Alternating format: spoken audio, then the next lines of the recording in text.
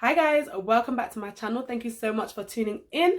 So in today's video, we are going to be addressing the question that a lot of people tend to ask: is it okay to be friends with the opposite sex? So this is actually a question that was left on one of my previous videos in which I spoke about maintaining and building healthy friendships, and one of my new subscribers, hey girl, basically asked the question on: is it okay to be friends with someone from the opposite sex? So I'm going to be addressing that in today's video, just kind of sharing my perspective on this topic and inviting you guys also to share your perspective in the comment section below.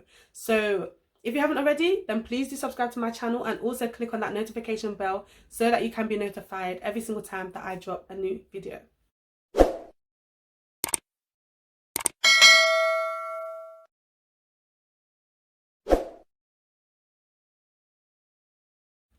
So let's get right into it, guys. So I'm going to start by just reading out the comment that was left and then kind of just diving into the response. So sis said, great video, thank you. Question: do you think it's okay to have friends of the opposite sex? When I was younger, I had more guy friends than female friends. Now that I'm an adult, I have like 2 solid female friends in my life who are Christians and have been my friends for years now. But I also have a handful of guy friends that I consider to be like brothers. Just asking because I worry that people might get the wrong idea if they see me talking to my guy friends, like at church or when I'm out in the community, if they don't know who these guys are to me. Laugh out loud. I just feel like it's frowned upon to have friendships with people of the opposite sex. What do you think?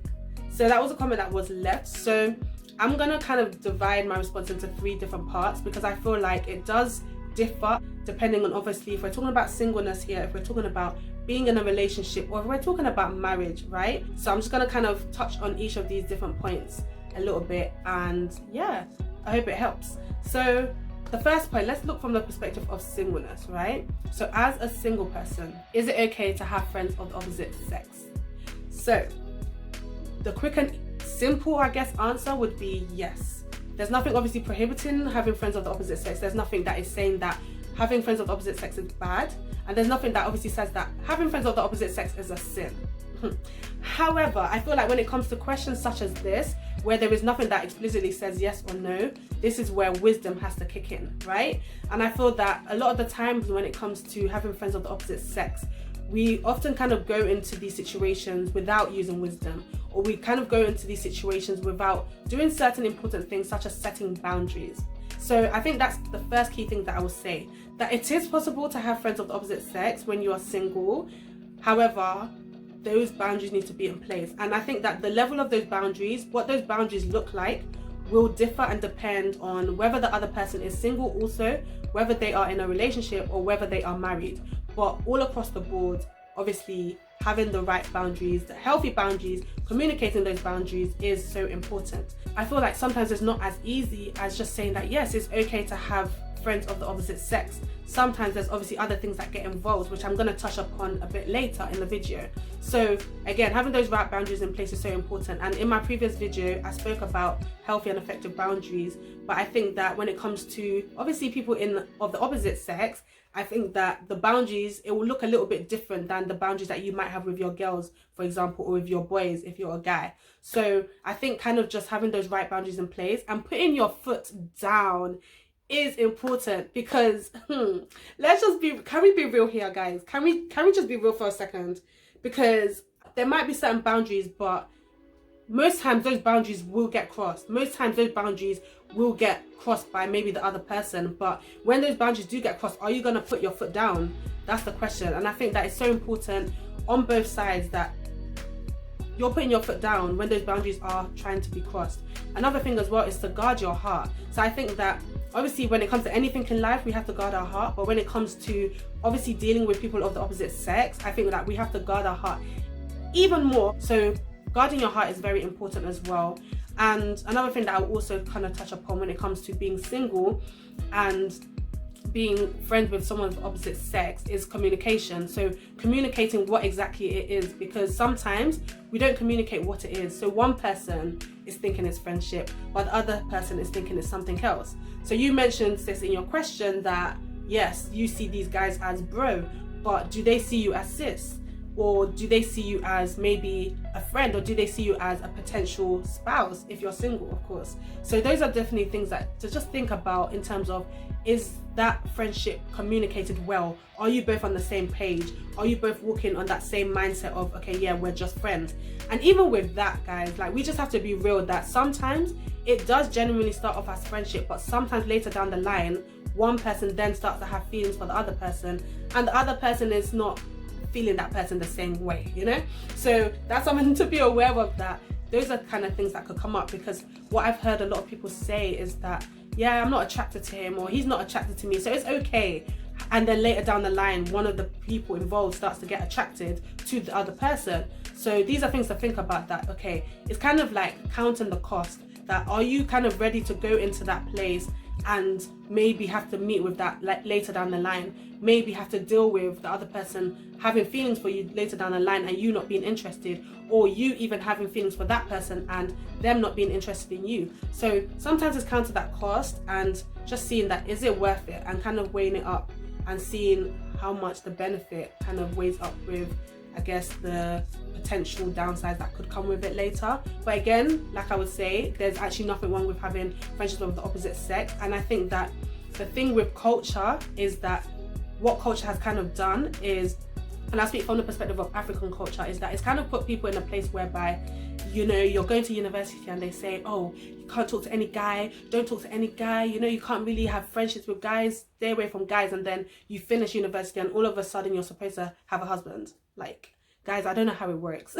but it's just one of those things whereby sometimes that foundation of friendship is not emphasized on enough. And it's something that we definitely need to speak more about, especially in our generation, the importance of friendship being there. And what happens for some people is that because they don't start off with friendship, years down the line, maybe even in their marriage, they're now trying to find that friendship. And unfortunately for some, they don't. So I do think that friendship is obviously very important, especially if that person may later become your spouse. Potentially, you just never know. So obviously having that in mind, and kind of not just shooing everyone off, but at the same time realizing that if you're both walking on this journey as friends, and then at one point one person is saying, oh, I like you and I want us to go that way, but you're saying that no, we're just friends, then you still won't be able to carry on that journey. And one thing that really hurts me is when I see a really good friendship that is broken down because one person starts to catch feelings and the other person is just not kind of catching it in return. So those are kind of things I would say when it comes to singleness. Again, it's not bad, but certain things need to be put in place, wisdom needs to be applied, and obviously just making sure that that line is not crossed, because in itself, being friends with someone of the opposite sex is not sin. However, sin can come out of it if obviously we're not careful. So that's number one. So now looking at it from the perspective of someone who is in a relationship. So someone's now in a relationship, for example, and they have a friend of the opposite sex. So I kind of have like two perspectives when it comes to this, and I really would love you lot's comments on this in the comment section. But my first kind of like initial view of this is, obviously, again, there's nothing wrong with having someone of the opposite sex as a friend. But the thing is that now there's somebody else involved, and just kind of like involving that person's emotions, feelings, involving that person's view and perspective on how they feel about that friendship is obviously important. And I'm not talking about just any sort of kind of like situationship, like, no, I'm talking about an actual relationship where two people are kind of walking towards saying that, yeah, we want to walk towards going in life together, we want to walk towards marriage, if that's obviously the path that, you know, you want to take. So I think that when it comes to being in a relationship, I think even more boundaries need to be put in place, even more guidelines need to be put in place, even more of putting your foot down needs to be in place, and just making sure that everyone is really clear on what is what, including obviously your partner. So for some people, they might get into a relationship with someone and then that person's like, no, I'm not comfortable with you having any friends of the opposite sex. And I think for me, that's when it kind of becomes a bit when it's like, but what if it's someone that you've kind of grown up with, someone that you've kind of grown up in with childhood, and then now kind of you get into a relationship and then the person is saying that you need to cut off all your friends? What happens then? Let me know your comments in the comment section below, guys, because I think personally that if someone's been your friend from a very young age and then now you get into a relationship, why should you have to kind of like cut off that friendship? But again, it's just making sure that everyone knows what is what and having those boundaries in place. So that's when it comes to relationships. And one thing that I always stand on is that don't sow seeds that you wouldn't want to reap. So if you're the person that's in a relationship and you have your friend, maybe who is single, then don't go and do things that you don't want your partner to do to you. So if you're not comfortable with your partner maybe going to the cinema with somebody else alone, then don't go and do that with the other person. And in the same way, if let's say that person is in a relationship, don't go and sow seeds that you basically wouldn't want to reap in your relationship. Okay, moving on to marriage. So if obviously the person is married, if you're married, sis, the person that left the comment, then obviously again the dynamics will really change, because now you're in a covenant. So it's not just, okay, I'm one. No, you're one with that person. So obviously making sure that your husband or your wife is okay with that friendship is very important. And you know, all of this, oh yeah, I have a okay, let me just say from a perspective of a female, you know, people saying that they have a male best friend and they're married. Me, I don't know what that is. Like, what is that? Like, how are you telling me that you have a female best friend? No, I am your female best friend, baby, okay? I'm your female best friend. So I think that it definitely differs from person to person. I think it differs from person to person. So for some people in their relationships, in their marriages, they are okay with that. And if they are okay with that, then that is well and good for them. But it's important for us to be wise, right? It's important for us to realize that this sometimes is kind of just leaving that door open. Not all the time, but sometimes it's leaving that door open. And especially when, let's say, those people in the marriage are having issues in their marital home, it's very easy for that person to maybe go to that best friend for advice, but in that vulnerable state, having that person to have a shoulder to cry on. And you know, it's just kind of like, is it necessary? Is it worth it? Having that kind of unnecessary temptation there, I think sometimes that it's pretty much not worth it. I think the nice thing when it comes to, obviously, if both people are in a relationship or married, then obviously you can do double dating and all of that nice and cute stuff. But I think that when, especially one person's single and one person's married, or even just kind of, yeah, when it's too close, I think that having intimate friendships with people of the opposite sex can be dangerous. Like, it can just be dangerous. That's just my personal opinion. But again, guys, let me know you lot's views on this, okay? Because this is one of those topics where obviously everyone has different opinions on it, but I just try to use wisdom to just kind of guide on how I would deal with it. So I do hope that it's helpful.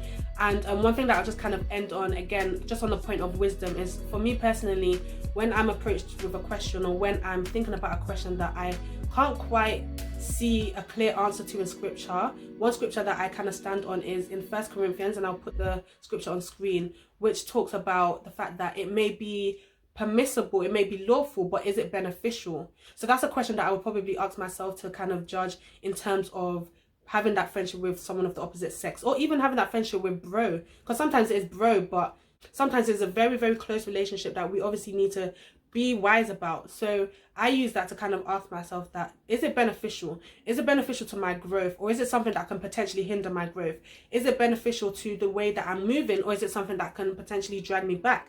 Is it something that maybe there are things that I'm trying to bury, and that friendship is trying to bring those things back to life again? You know, maybe you're on your celibacy journey, or maybe you are struggling with lust, and being in that close friendship with that person, maybe it's something that triggers or brings you back certain memories when it comes to where you were before. So asking questions like this, I think, is so important, because it's generally not worth being in a friendship that could potentially put you in a position of obviously falling, or going back into certain old ways, or falling into temptation. It's just not worth it, to be honest. And then also, if you're in a relationship or marriage, is it worth it in terms of, could it potentially have a negative impact on your relationship? Could it have a negative impact on your marriage? So these are kind of things that I would ask. These are kind of questions that I think that we should be asking when it comes to considering this topic of being friends with people of the opposite sex. Sometimes I just feel like it's just so, it can be complicated, it can get messy, and sometimes it's just like,